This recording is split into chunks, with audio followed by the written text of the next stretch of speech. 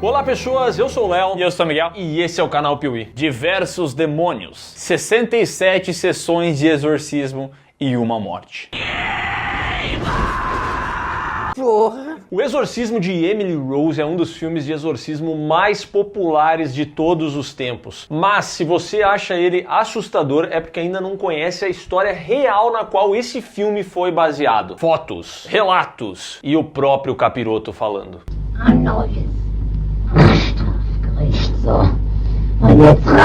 Hoje nós veremos a história por trás de O Exorcismo de Emily Rose aqui no Piuí. Você que tá vendo esse vídeo tá com um demônio, hein? Esse demônio que te impede de dar like no vídeo. Eu te expulso, demônio! O capeta existe, o satanás existe.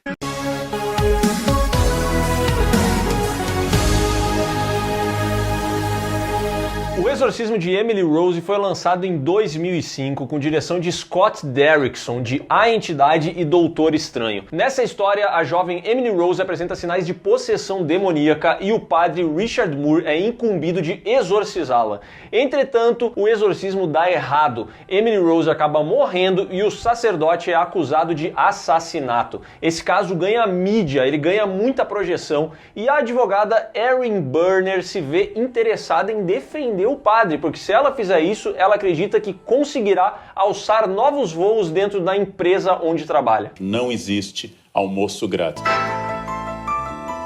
Desde que o Exorcista foi lançado lá em 1973, todo mundo tenta fazer um filme de possessão demoníaca.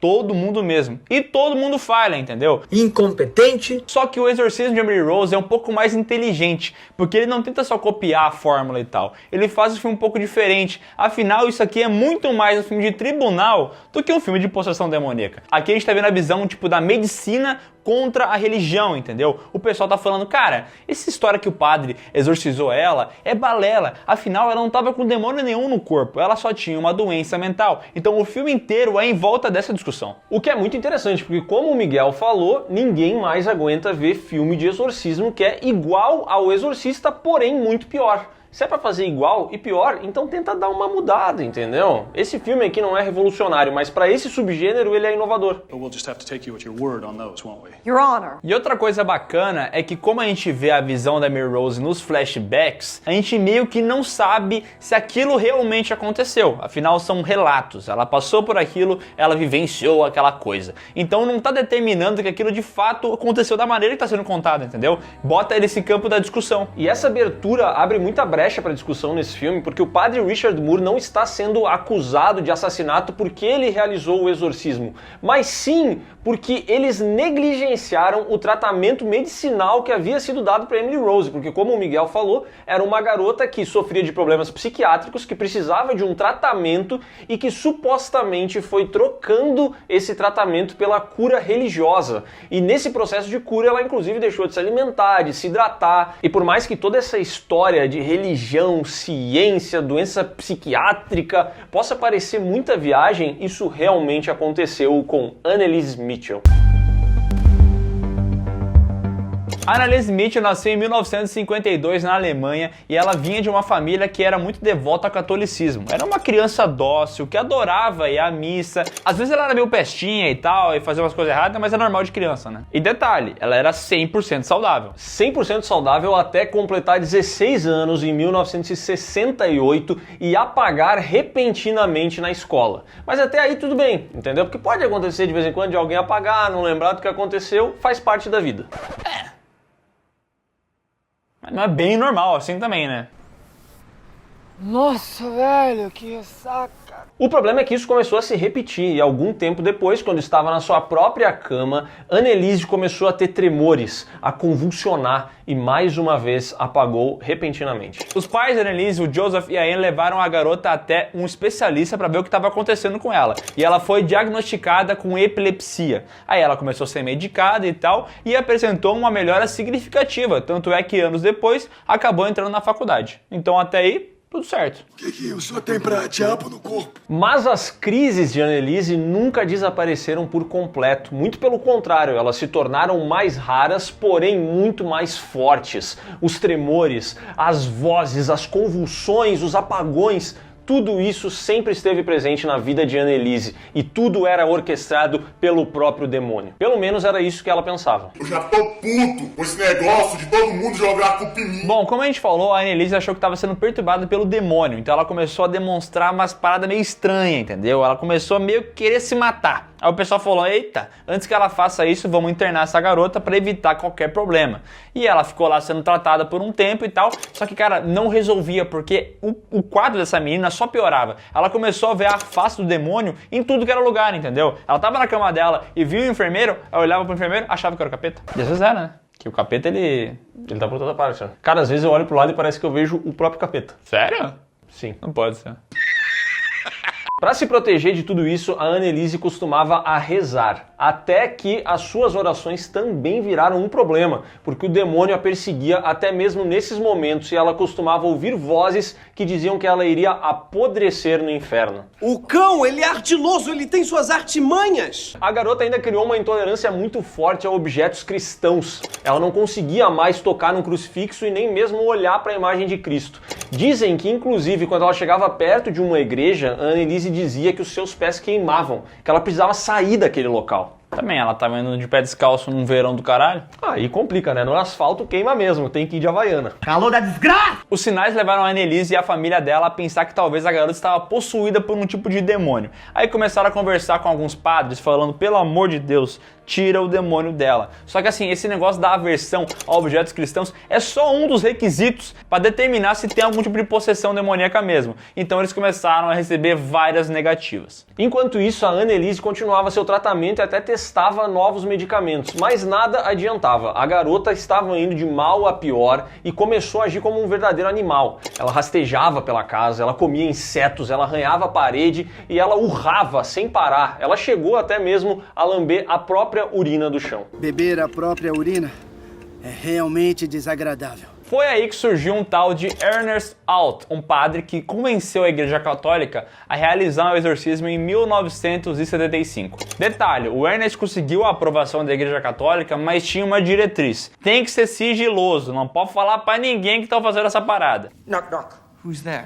O curioso é que esse é o exorcismo mais comentado da história, então não deu muito certo os planos, né? Foi então que o padre Ernest Alt se juntou com outro sacerdote, Arnold Rains, e os dois ficaram incumbidos de exorcizar Annelise Mitchell. E eles afirmam que nunca viram nada parecido com aquela situação. A garota precisava ser segurada por 2 até 3 homens e muitas vezes tinha que ser amarrada à própria cama. Sua voz apresentava várias alterações e ela realmente tinha aquele som demoníaco, além de trocar de idiomas frequentemente. E o mais bizarro de tudo é que essas sessões foram gravadas e os áudios estão disponíveis aqui mesmo no YouTube. E eles são assustadores. Ja, es wird schlimm werden. Sehr schlimm. Schlimmer als die beiden letzten. Deus me defenderai. As sessões eram tão pesadas que a Annelise não bebia, não comia e nem dormia. Tudo isso visando enfraquecer o demônio.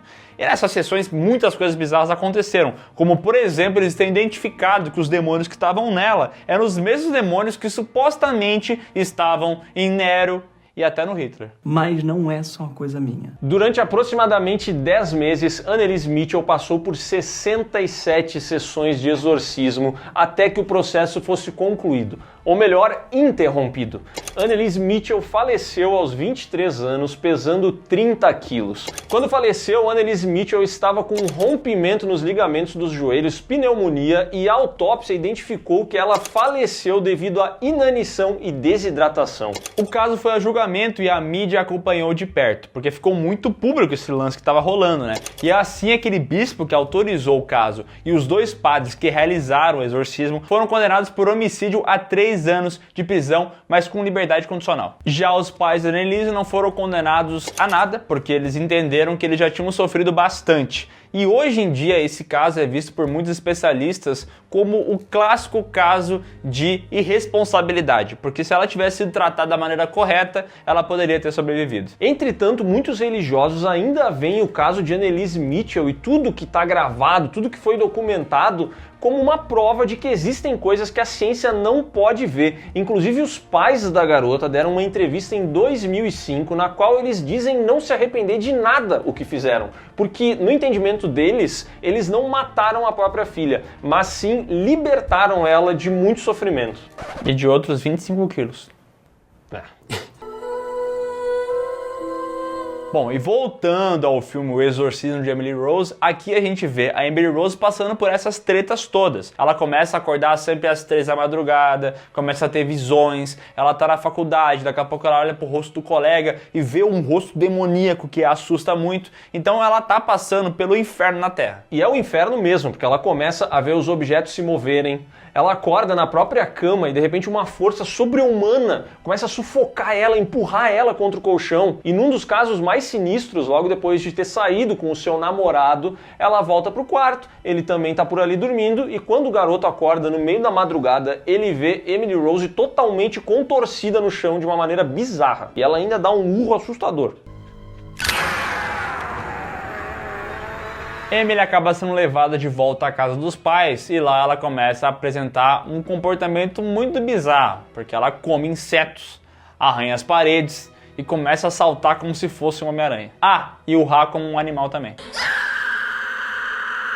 É aí que o padre Richard Moore inicia o processo de exorcismo da garota, que debocha dele, que fala palavrão, que faz um monte de coisa errada, entendeu? É aquela cena padrão do Exorcista. Padrão, é a famosa emulação de O Exorcista, só que bem pior.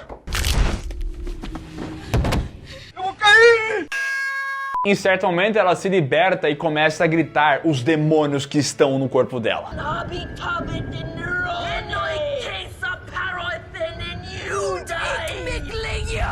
Caim, Nero, Judas, Lúcifer, Legião, Belial, aquele que não deixa o like.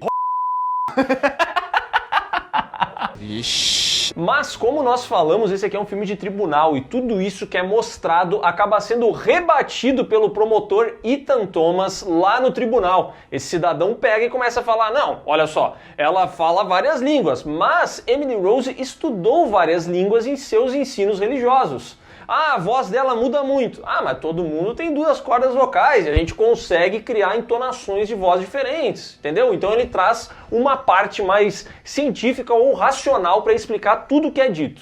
E é bizarro que tudo que ele fala faz sentido. So that pretty much covers all the strange languages we heard on the tape, correct?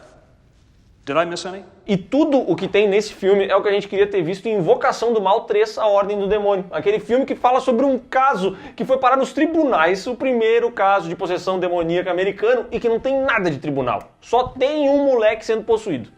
De tufão. Que isso, gente?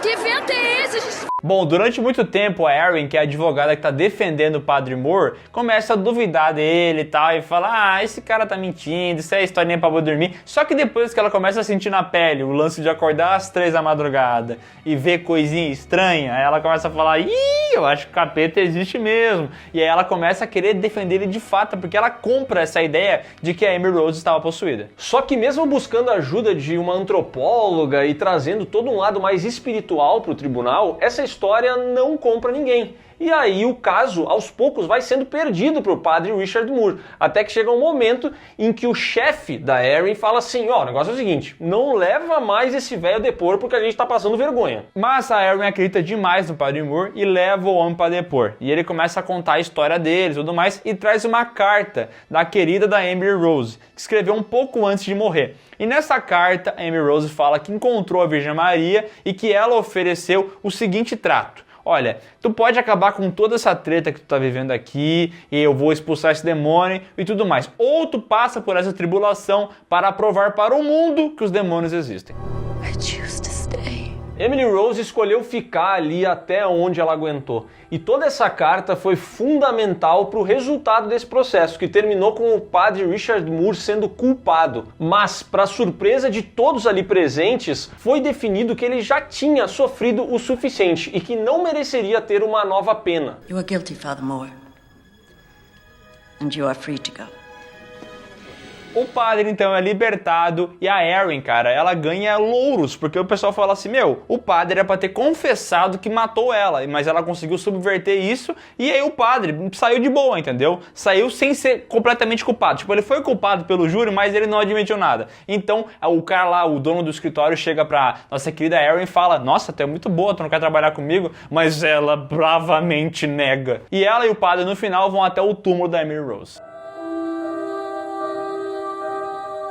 O Exorcismo de Emily Rose custou 20 milhões e faturou 150 milhões. Então fez uma grana boa, né? Mas as críticas ao filme foram negativas, e isso porque eu acho que esse filme faltou um pouco naquela parada de ser imparcial, entendeu? Porque a gente não falou muito, mas durante esse caso, a Erin começa a ver várias coisas, né? E as pessoas que ela ia chamar pra depor começam a morrer, entendeu? Então o cara que ele ia depor ia falar uma parada que ia acabar com o julgamento, mas ele morre. Aí dando a entender que o demônio é muito ativo de uma maneira que ele não deveria ser. Já que é uma história imparcial para falar sobre será que era o demônio ou não, o filme deveria ter ficado assim o tempo inteiro, né? Esse filme aqui ele não fica tanto em cima do muro, ele acaba se posicionando em determinado momento, até pelo espetáculo, né? Porque como é um filme de Hollywood, a galera sabe que tem que ter as cenas do exorcismo. São essas cenas que a galera lembra. É a Emily Rose toda contorcida no chão, são os gritos, é essa parte que as pessoas acabam tendo na memória, né? E a Jennifer Carpenter, que é quem faz a Emily Rose aqui, ela manda muito bem, não dá pra reclamar, a guria sustenta o filme. Ela tinha acabado de sair de As Branquelas e veio fazer esse filme aqui. Oi, eu sou a Sally Celulite. Olha só meu culote. Ah, não esqueçam de mim. A Betty cheia de estrias. No fim das contas, O Exorcismo de Emily Rose foi um grande sucesso. É um filme muito lembrado, até porque, como a gente falou, é um dos poucos filmes de exorcismo que sai um pouquinho daquela caixinha básica. E esse filme também foi muito importante para alavancar o caso da Anneliese Mitchell, que ficou mais famosa do que nunca e hoje tem aí o que é considerado o exorcismo mais bem documentado da história e também o mais divulgado da história. Já o filme O Exorcismo de Emily Rose, assim, ele não é ruim, obviamente não, mas ele também não é um ótimo filme, ele fica ali no meio termo, né? Ele tem alguns conceitos interessantes, esse lance de explorar o julgamento eu gosto, mas como a gente falou, ele fica muito no espetáculo, às vezes ali, daquele super exorcismo e acaba ficando um pouco bobo, né? O problema de todo filme de exorcismo é o mesmo, ele se chama O Exorcista e foi lançado em 1973. Esse é o problema. Nunca serão! Jamais serão! Nunca! Então é isso, pessoal. Se você gostou desse vídeo, dá um like maroto, se inscreve no canal, marca o sininho e comenta aqui embaixo qual a sua opinião sobre esse caso todo. E comenta aqui também se você já se assustou com Emily Rose, porque tem muita gente que até hoje tem pavor desse filme. Não se esquece de seguir a gente nas redes sociais e de ouvir o PeeWeeCast, que tem um episódio especial sobre O Exorcista. Toda a saga tá lá e o link tá aqui na descrição. Vai ouvir. Ou o demônio vai pegar você. E toda a sua família.